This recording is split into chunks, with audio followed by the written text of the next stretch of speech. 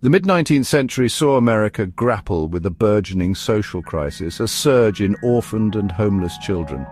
Rapid industrialization and urbanization, coupled with waves of immigration, overwhelmed existing systems of care.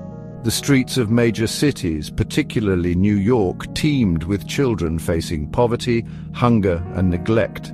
This dire situation gave rise to a unique and controversial chapter in American history, the Orphan Train Movement.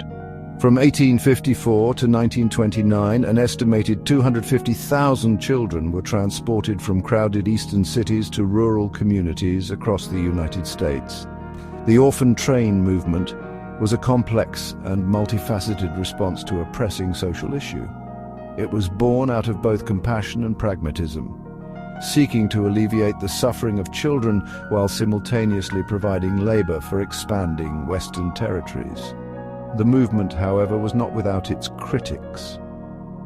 Concerns about child welfare, consent, and potential exploitation arose.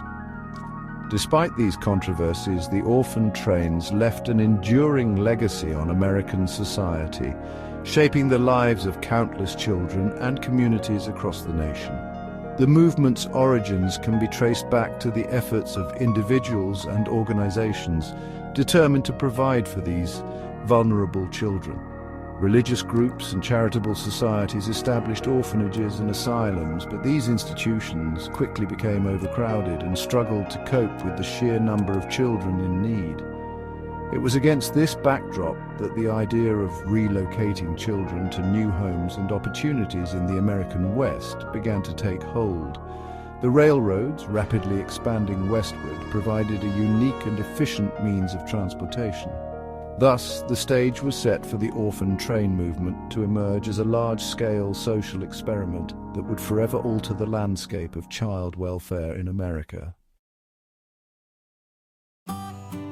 One of the most influential figures in the orphan train movement was Charles Loring Brace, a Protestant minister who witnessed firsthand the plight of street children in New York City.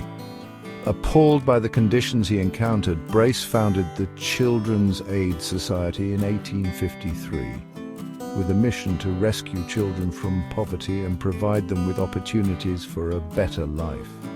Brace believed that placing children in family homes rather than institutions was the key to their well-being. He saw the vast expanse of the American West as a land of opportunity, where families were eager for children to help with farm work and domestic chores.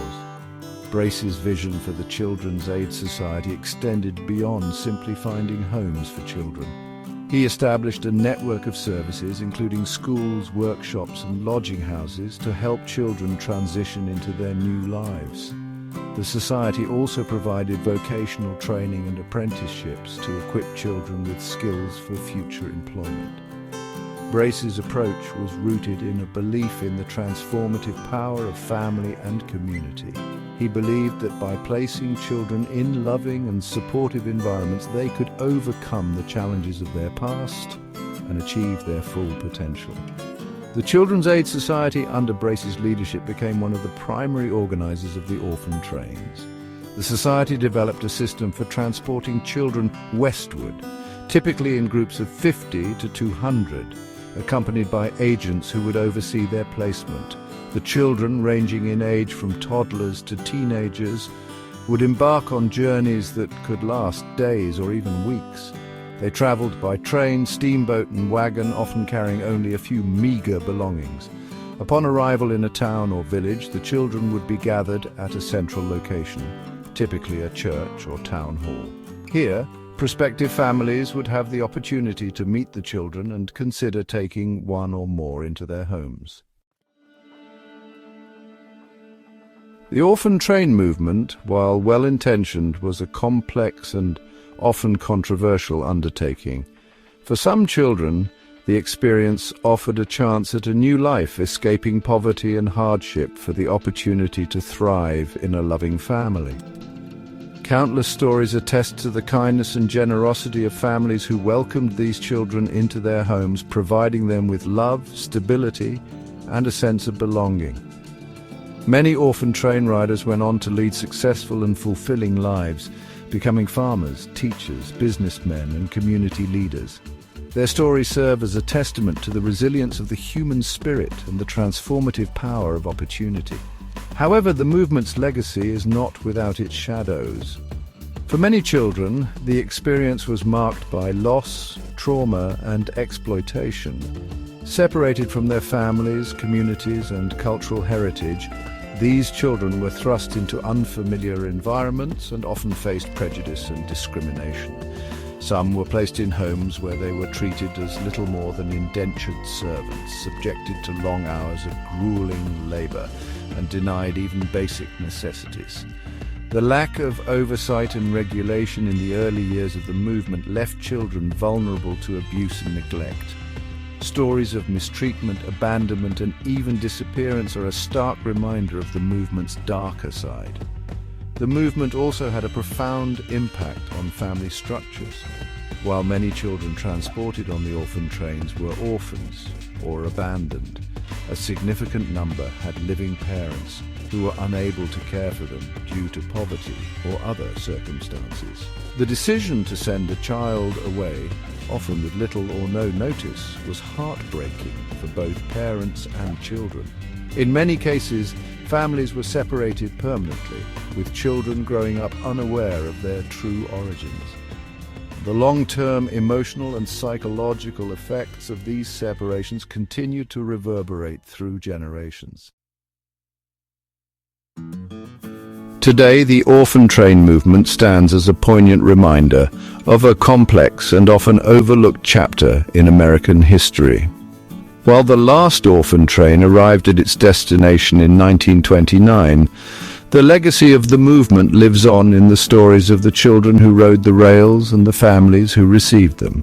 In recent years, there has been a growing interest in preserving the history of the orphan train movement and giving voice to the experiences of those who lived it. Museums, historical societies, and descendant groups are working diligently to collect oral histories, photographs, and artifacts that shed light on this unique period in American history. One such institution dedicated to preserving this legacy is the National Orphan Train Complex in Concordia, Kansas. Housed in the restored Union Pacific Depot through which thousands of children passed, the museum offers a comprehensive look at the history of the movement. The complex features exhibits, artifacts, and interactive displays that tell the stories of the orphan train riders, their families, and the communities that received them. The museum also serves as a research center, housing a vast collection of primary source materials, including letters, diaries, and official records. In addition to museums and historical societies, descendant groups play a vital role in keeping the memory of the orphan train movement alive. Organizations such as the Orphan Train Riders of America provide a forum for descendants to connect, share stories, and learn about their family history.